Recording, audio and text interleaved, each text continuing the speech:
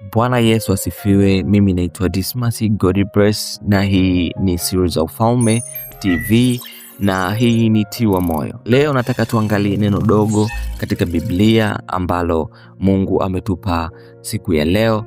Tulitazame na tuangalie kwa undani siri yake.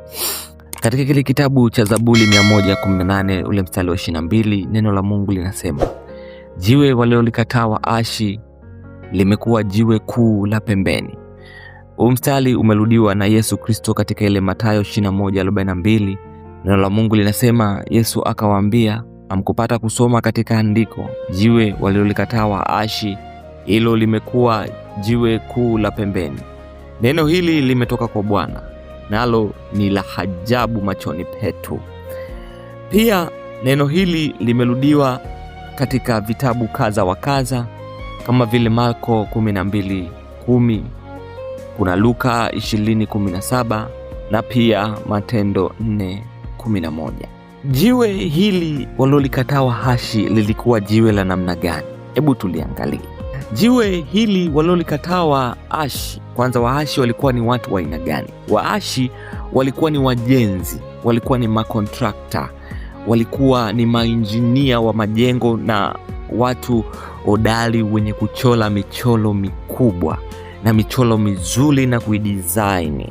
Sasa hawa waashi walikuwa na vigezo vyao vya kulipitisha ili jiwe kuu ambalo lilikuwa ni jiwe ambalo lilikuwa linalishikilia jengo zima. Walikuwa wakiliangalia umbo, uimara wa jiwe na aina ya mawe. Ilikuwa sio kila jiwe lilikuwa linaweza kufaa kuwa jiwe kuu la pembeni.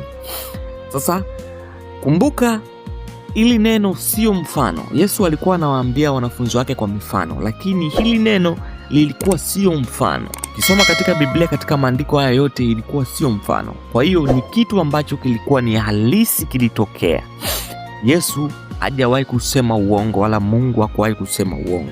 Na kumbuka, hili neno limetoka kwa Mungu, na hili neno alilitamka kwa unabii mtumishi wa Mungu Daudi. Kwa hiyo hawa wajenzi walikuwa wakiangalia vitu kadha wa kadha ili kulipitisha jiwe hili katika ujenzi wao. Nimekueleza mambo ambayo yalikuwa anafanya ili jiwe hili lipitishwe. Sasa siku moja katika ujenzi wao wakakutana na jiwe ambalo wakalikataa. Walipolikataa wakaliweka pembeni, lakini pakatokea wajenzi fulani wa nchi za mbali wakalichukua lile jiwe wakaenda kulifanyia ujenzi, na hilo jiwe ambalo walilikataa waashi wa mwanzo likafanywa kuwa jiwe kuu la pembeni. Jiwe kuu la pembeni ilikuwa ni nini? Jiwe kuu la pembeni lilikuwa likiwekwa pembeni ya msingi wa nyumba, ilikuwa inawekwa pembeni ili kushikilia kuta na kuta, kupata mchoro wa jengo kamili, kubeba mzigo mkubwa wa nyumba. Kama leo tunaweza kusema kwamba nguzo kuu katika ghorofa. Tafsiri ya neno hili ni nini? Tafsiri ya neno hili ulikuwa ni ujio wa kuja kwake Yesu Kristo. Biblia inasema kwamba alikuja kwao, lakini walio wake walimkataa. Na tumeona Yesu alikuwa akigombana na watu wa Israeli mara kadha wa kadha, viongozi wa dini wakimpinga, wakisema kwamba wewe hufai kwa sababu wewe kwanza hujasomea masuala ya dini, alafu hauna certificate yoyote, na wewe ni fundi seremala. Pointi yangu leo ni nini? Usiogope watu wa nyumba yako kukukataa kwa sababu haijaanza kwako. Mungu hajakuumba kwa ajili ya jamii yako. Sijui unanielewa? Mungu hajakuumba kwa ajili ya jamii uliozaliwa. Ndio maana katika kile kitabu cha Mwanzo anamwambia Ibrahim, toka kwako uende katika sehemu ambayo nitakuambia. Na Yesu Kristo anadhibitisha hili neno kwa kusema kwamba nabii akubaliki kwao. Kwa hiyo unavyoona unakataliwa, unavyoona nyumbani kwenu hawakuelewi, lakini una idea nyingi, usikate tamaa. Kumbuka, Jiwe walilolikataa wahashi limekuwa jiwe kula pembeni.